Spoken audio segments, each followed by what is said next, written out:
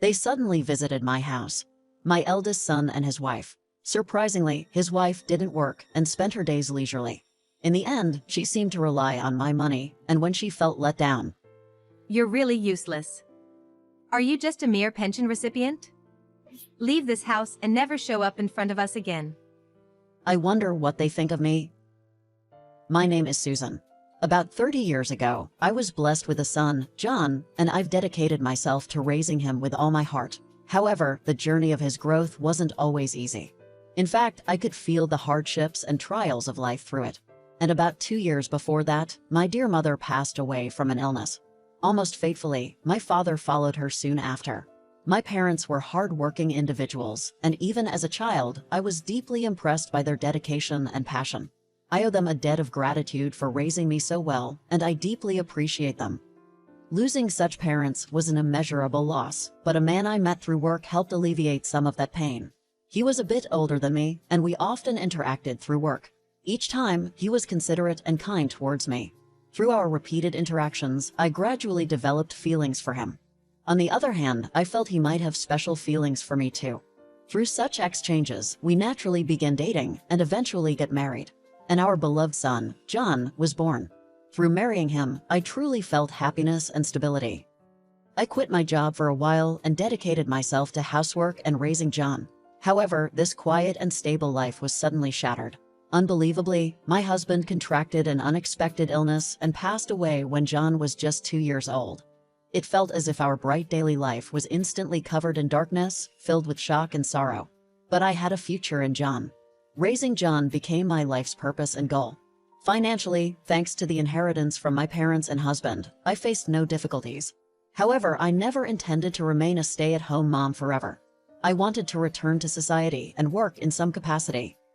When John started elementary school, I began looking for a part-time job at a large supermarket in the neighborhood. The salary and benefits weren't my primary concerns initially. What mattered most to me was having weekends off and being able to return home by around 4 p.m. before sunset. I was very cautious when choosing my working hours, feeling a responsibility as a mother and wanting to raise John with care by myself. However, the role of a single parent was more challenging than anticipated. Especially when John reached middle school and then high school, his rebelliousness towards me became much more pronounced and frequent. You're so annoying. I'll choose my own way of living. John would often say harsh words like this without hesitation, and his frequency of staying out all night with friends, returning home at dawn, increased. At work, I asked a mom friend who had years of parenting experience. Boys, especially during adolescence, are like that. After some time, I'm sure John will calm down. She encouraged me. Yet, deep inside, I wondered if John would ever really settle down.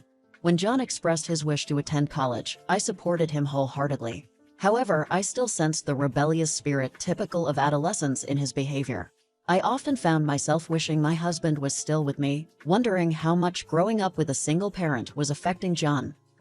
Yet, until the day John found a stable job, I pledged to prioritize his growth and happiness. Thankfully, though a small company, John found his path and started working confidently. Seeing this made me immensely proud and relieved. Then, John decided to take a new step. He decided to start living on his own. With John living by himself, I felt a void in my heart. However, watching John live independently made me feel that my excessive worries and pressures for him were gradually reducing. The next milestone I hoped for was John finding a wonderful girlfriend and choosing to get married. Despite this, I seldom heard any happy news or discussions related to marriage, and my daily life remained monotonous. Time flew, and it became time for me to retire from my long tenure at the supermarket. Specifically, as I approached my 60th birthday, my retirement was imminent. I decided to relax and enjoy the pension I would receive, taking a step back from my busy life. In the midst of this peaceful routine, I received an unexpected call. To my surprise, it was from John. It was unusual for him to call as I was the one who usually reached out. John's sudden call made me feel something was coming. Actually, I've started dating someone recently, and we've decided to get married. I'd like to introduce her in a few days, so please be prepared. John said calmly. I was taken aback and asked, "Really, it's so sudden. How did you two meet?" I hadn't anticipated John making such an announcement. My heart was racing. It was such a surprise that for a moment, I thought he might be joking. John met his future wife, Dana, through a dating app. In my youth, such modes of meeting were non-existent, and this new form of modern romance was a revelation. I had some reservations but came to terms understanding it's a new norm for the younger generation. Nonetheless, I was eager to meet my son's prospective wife, looking forward to the day with excitement and anticipation. Yet, when I first saw Dana, she was beyond my imagination, donning flamboyant makeup and a unique fashion style, appearing as if she just walked off a fashion show ramp. As she approached me with a smile, Hello, you must be John's mother? I'm Dana. Nice to meet you. she greeted me with an incredibly open and free-spirited attitude. Seeing Dana's behavior, I was curious about her upbringing and social circle. John, sensing the atmosphere, smiled and spoke to Dana. Dana's name means dancing beautifully. That's also part of why she was given that name. As John explained the origin of Dana's name, I momentarily hesitated about how to react. I wondered if John might show a different side of himself if he were dating a more subdued woman. However, I'm curious about how Dana's presence will change John in the future. Yet, since Dana is the woman John chose, it's not my place to interfere. If I can envision a future where they're happy together, that's all I can ask for. I can only hope for such a future. However, John then made another unexpected announcement. Actually, we've decided to start living together in this house from next month. I was so surprised by John's statement that my eyes widened and I let out a gasp. I had assumed they'd start their new life in a new house or apartment. I never imagined they'd move into my home.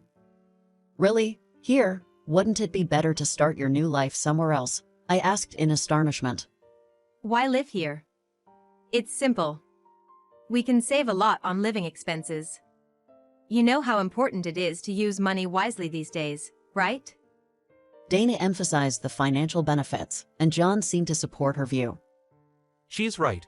A house with more people is lively, and isn't it a bit lonely for you to live in this big house by yourself? While I thought there was some truth to John's words, I was hesitant about living under the same roof as Dana. Helping each other out in life is what matters most, right? Let's live together and support one another. Dana argued persuasively. I was at a loss for words. I was so conflicted about how to respond. While having John nearby was reassuring, I thought living with Dana might also allow me to see her good side. With these thoughts in mind, I decided to allow them to live with me. At that time, I had no idea that my decision would later lead to deep regrets. Besides the living room, our house has 2 private rooms. When my husband was still alive, each of us had our own room. However, as John grew older, we decided to sleep in the same room and set aside the other room as John's private space. Given this background, after Dana and John moved in, one room became their bedroom and the other remained mine. The living room was to be a shared space for all 3 of us to spend time together. When I explained this room arrangement to them, both seemed content with no complaints. But once we began our life together, their attitudes and behaviors started to change. What surprised me most was that Dana would sleep late into the morning. Wondering if there was a reason, I asked Dana about it. "Dana, how's your job going?" Dana replied with an inscrutable expression. I don't feel like going to work anymore. The salary was far from what I expected and I felt that my efforts weren't appreciated, so I decided to quit. I was taken aback by Dana's response. As I learned that Dana wasn't working, doubt and mistrust rapidly grew in my heart. Despite being in her 30s, her way of thinking was incomprehensible to me. Above all, I hadn't expected to feel such a difference in perception from day one. However, everyone has different ways of thinking and values. I optimistically thought that there might come a time when Dana would want to work again, and I let it pass without any further comment. However, Dana's behavior started to exceed my tolerance level. There was no sign of Dana looking for work again, and she seemed to spend most of her time lounging around the house. Even though she had her own room, Dana often watched TV in the living room and relaxed. Furthermore, she began to eat the snacks I'd set aside for myself without even asking for permission. I reached my limit with Dana's careless actions and felt compelled to warn her. "Dana, please stop taking things from someone else's refrigerator without asking." However, Dana showed no sign of realizing her rudeness or feeling out of place. Someone else's house? Wait a minute. I live here too, right? I told you, didn't I? Living together saves on living expenses. By sharing things in the house, we become more economical. She retorted as if I was the one making a mistake. I was surprised by her reaction and was at a loss for words for a moment. Being economical was Dana's own perspective. In reality, she was just using what I had bought with my own money without asking. I was so astounded by her unexpected reply that I didn't even know what to say to Dana. But my dissatisfaction and questions about her only grew. Unable to contain these feelings, I later asked John about Dana's attitude and their future plans. I felt that John himself couldn't be satisfied with the current situation. "John, I'm curious, what does Dana plan to do? She seems to be staying home every day without doing anything in particular." As our conversation continued, John looked a bit surprised and replied, "Even if Dana doesn't work every day, it's her choice. Dana is my precious wife, and I feel happy just by having her." From his words, it seemed John was only looking at things from his own perspective and feelings. I thought deeply. Why did John love a woman like Dana so much? As a mother, it was hard for me to understand. He's the son I've cherished and raised for so many years. Yet now that he's an adult, he's making these choices. I was finding it increasingly difficult to fully understand what was in John's heart. Moreover, since moving into this house, John hadn't been contributing fairly to the living expenses. I thought about it.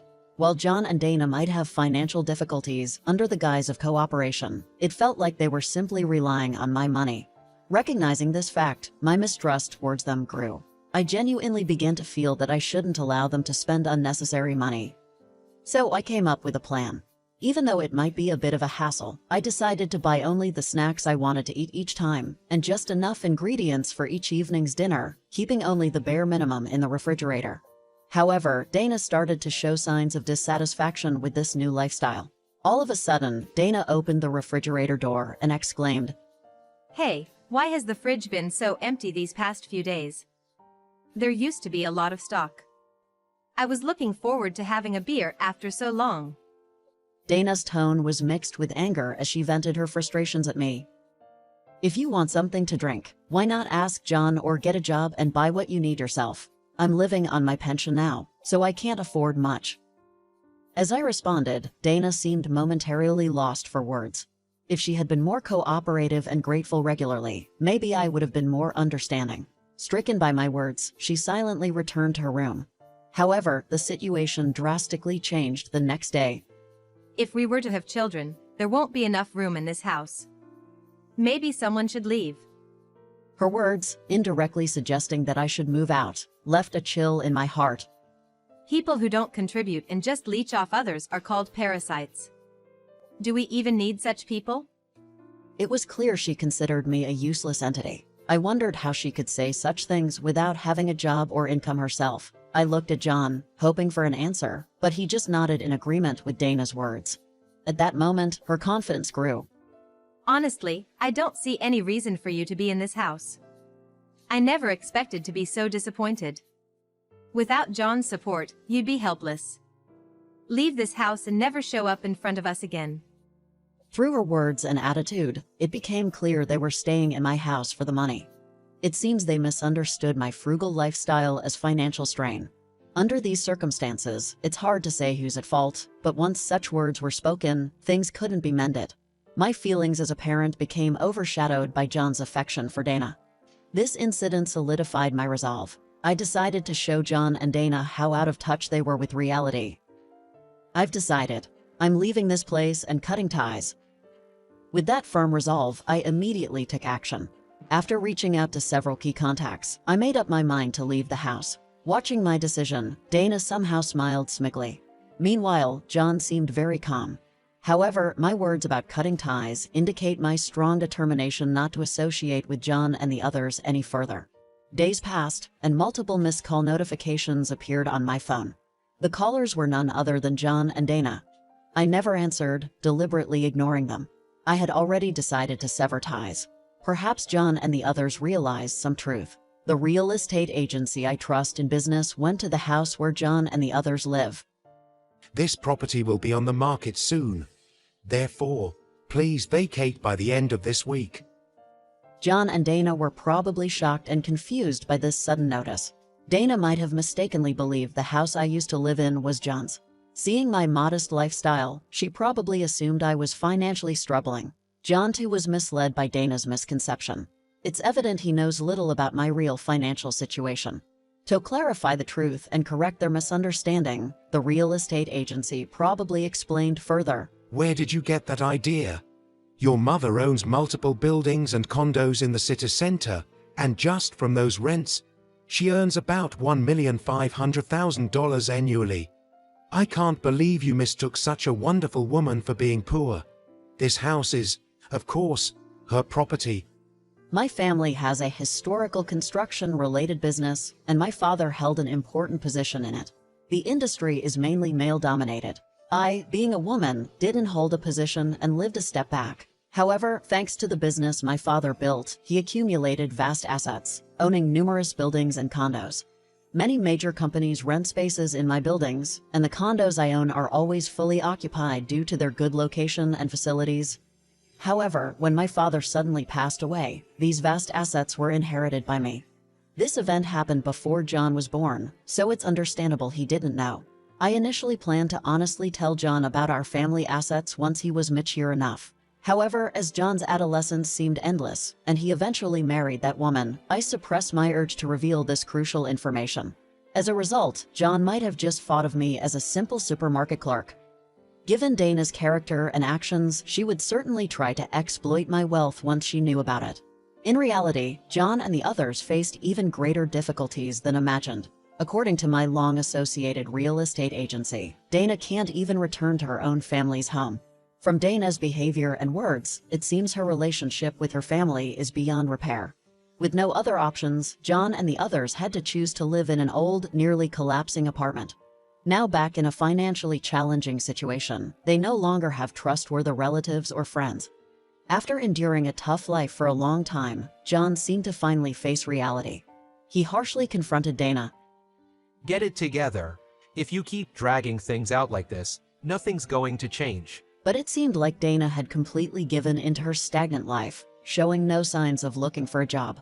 Under these circumstances, their relationship continued to deteriorate.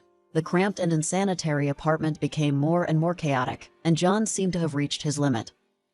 I'm done. I can't take it anymore. I'm cutting ties with you. John firmly declared the end, heading in the direction of severing ties with Dana. Dana once again found herself isolated, and in the end, it seemed she had no place to return to. Admittedly, John's decisions weren't flawless, but Dana's foolishness surpassed even that, which may have made this outcome inevitable. According to a story from a later date, Dana had taken up a live-in job at a factory to make ends meet, managing to secure meals under the strict supervision of a boss. On the other hand, since leaving my house, I've been spending my days quietly in an apartment I own. After about a year, I received a message out of the blue. It was from John. Opening the message, it was evident that John had chosen his words carefully. Mom, it's hard to express in words, but I feel truly sorry. I'm filled with regret. I'm trying my best to be independent and live on my own now. I had cut ties with Dana, but not with John. Seeing John's growth, I wish to meet him soon. I want to have a genuine heart-to-heart conversation.